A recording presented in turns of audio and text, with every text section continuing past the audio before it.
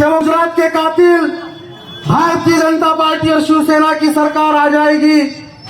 उनको रोकने के लिए कांग्रेस को वोट दो, कांग्रेस को वोट दो। कांग्रेस को 70 सालों से वोट दे देकर हमारी ये हालत हो गई कि हमको महाराष्ट्र के अंदर, जो वह सबसे अच्छा महाराष्ट्र था, जहां की कानून व्यवस्था थी, वहां पर दिन के अंदर हमको पूसे सावड़ी और विशालगढ़ को देखना पड़ा। जहां पर हम कहते थे कि उत्तर प्रदेश के अंदर नंगा नाच हो रहा था, वो नंगा नाच आज इस महाराष्ट्र की सरजमीन को देखना पड़ा।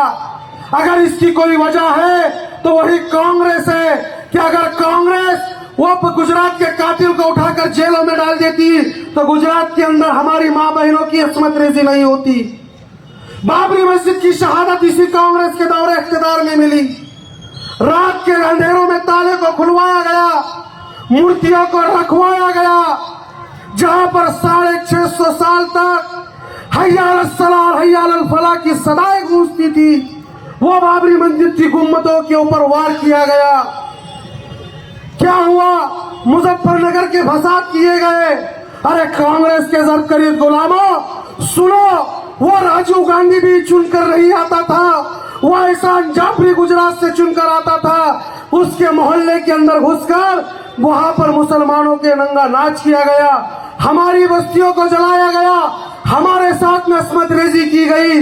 वो गुजरात को फोन लगाते थे लेकिन किसी ने फोन नहीं लगाया। मैं तुमसे कहना चाहता हूं, क्या कोई ये साहब ये कह रहे थे क्या उत्तर नागपुर के लोग आकर मध्य नागपुर के लोग आकर उत्तर नागपुर के अंदर किस वजह से वोट मांग रहे हैं? सुनो मेरे उत्तर नागपुर के गयूर मुसलमानों, अगर उत्तर नागपुर के किसी मुसलमान और दलित के खिलाफ कोई आवाज उठेगी, वो आवाज को रोकने का काम कीर्ति ताई डोंगरे और मजलिस इत्तेहादुल मुस्लिमीन करेगी। मैं आप लोगों को ये वादा देके जा रहा हूं, कोई उंगली अगर नामों से रिसालत के खिलाफ उठेगी, कोई गुस्ताख अगर गुस्ताखी रसूल करेगा, यह कीर्ति डोंगरे सबसे पहले आपके आगे आएगी और आपके मुसलमानों की ढाल बनकर काम करेगी।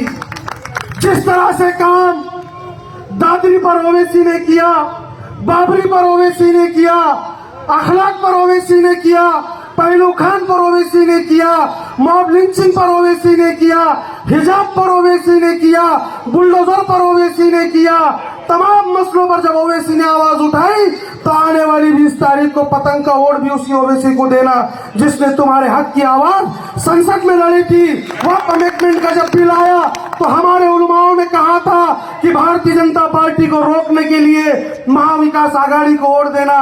वही महाविकास आघाड़ी जिसका उद्धव ठाकरे कहता था कि होय मला अभिमान आहे, होय मला अभिमान आहे कि ते बाबरी पळणारे शिवसैनिक माझे होते। अरे कांग्रेस के जरकरीब गुलामों, तुमने 70 साल से हमारे वोटों की भीख ली, हमारे वोटों की भीख पर चुनकर आए और सत्ता के खातिर जाकर बाबरी मस्जिद तोड़ने वाले के बाजू में जाके बैठ गए।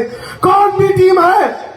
बताओ कांग्रेस के गुलामों, बी टीम तुम है। हमने मुस्लिम कयादत का सौदा नहीं किया, हमने नागपुर के अंदर मध्य से तुमको भीख में सीट छोड़ दी, हमने नांदेड़ में तुमको सीट छोड़ दी, अकोला में सीट छोड़ दी, नांदेड़ में सीट छोड़ दी। और वो कांग्रेस के गुलाम कहते हैं कि वासद ओवैसी बीजेपी के बी टीम है।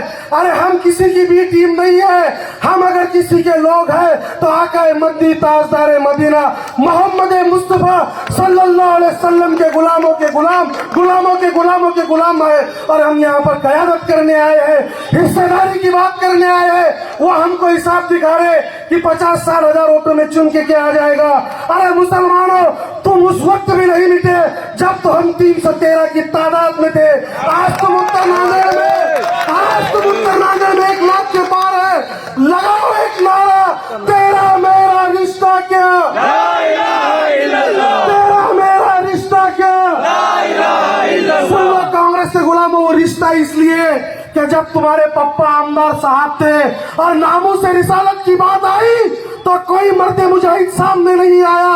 वो अकेला मर्दे मुजाहिद सैयद इम्तियाज जलील था, जिसने नागपुर से, जिसने औरंगाबाद से लेकर बंबई तक के नारे तकबीर अल्लाह अकबर की सदाएं बुलंद करते हुए कहा क्या हिंदुस्तान के वजीर आजम, हिंदुस्तान के वजीर आजम, महाराज महाराष्ट्र के मुख्यमंत्री गृह मंत्री सुन ले, ऐसी सियासत को हम जूते की नोक पर रखते हैं। नामों से रिसालत हमारे लिए कल भी सर के ताज थे और आज भी सर के ताज है।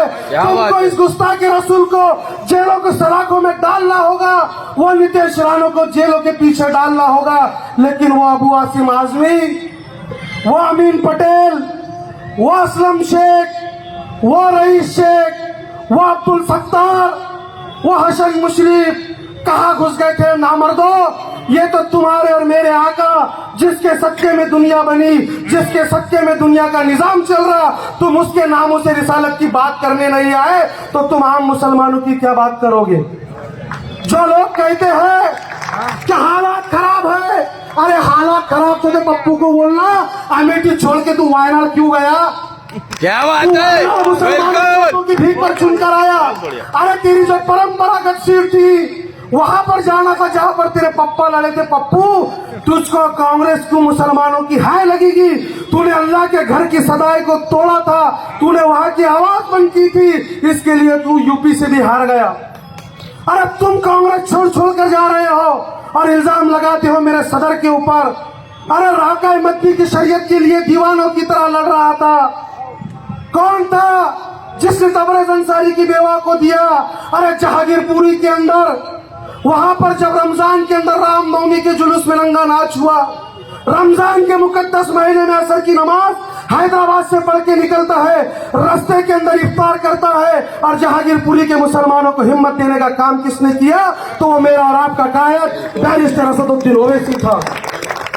अरे विश्व हिंदू परिषद, बजरंग दल, अभिनव भारत, ये आरएसएस वाले तो चाहते हैं कि मुसलमानों का नामो निशान, दलितों का नामो निशान यहाँ से मिट जाए।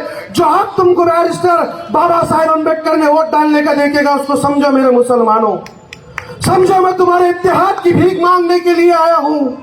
तुमने 20 साल से यही खूने पंजे को वोट दिया। हमारे नौजवानों को सीने के नाम पर डालने वाली यही कांग्रेस की हुकूमत थी। हमारे खानकाहों में, मदारिस में, मस्जिदों में बम ब्लास्ट करवाने वालों को सजा नहीं दिलवाने वाली, सातवीं प्राची को और इनको सबको तोगड़िया को छुरी छूट देने वाली यही कांग्रेस थी। समझो मेरी तड़प को। जब मैंने मजलिस इत्तेहादुल मुस्लिमीन का काम शुरू किया 2014, 15, 16, 3 दंगों में अटकाने वाली यही कांग्रेस थी, यही कांग्रेस थी। शादी के 58 दिन भी पूरे नहीं हुए थे, मेरे को 1 साल के लिए मेरे शहर से निकालने वाली यही कांग्रेस थी। अरे बीजेपी से तो मैं आमने सामने का मुकाबला आज भी कर रहा, लेकिन ये मीर सादिक और मीर जाफर की औलादे पीछे से तुमको समझना पड़ेगा कौन तुम्हारे हक और हुकूक की बात कर रहा है और कौन तुम्हारे बीच में मीर सादिक और मीर जाफर बनकर आए हैं। मेरी पर्दा नशीन इज्जतदार माँ बहनों से मैं यही कहना चाहता हूँ, मेरे बुजुर्गों, तुम अपनी जवानी से निकलकर बुढ़ापे तक के आ गए, तुमने कांग्रेस के सिवा किसी को मौका नहीं दिया। मैं तुम्हारे सामने झोली फैला रहा हूँ, वो असदुद्दीन ओवैसी जो तुम्हारे लिए हर तरह की बात को कर रहा है, जो हर तरह की बस एक ही मकसद है कि मुस्लिम क़यादत खड़ी हो जाए, जहां पर जिसकी इससे जितनी ताबेदारी है, जितनी वहां पर तादाद है, उतनी उसको उससे हिस्सेदारी मिल जाए। वो मकसद को लेकर मैं आप लोगों के बीच में बुलढाने से आया हूँ।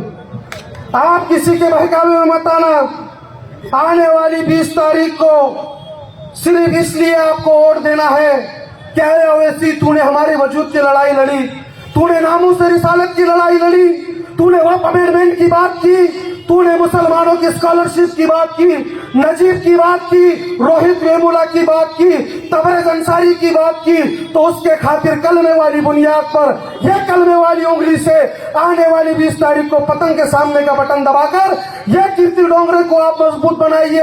अगर आप लोगों के खिलाफ अगर कुछ होता है तो सबसे पहले कीर्ति ताई डोंगरे आप लोगों के हक और हुकूक और इंसाफ की बात करेगी।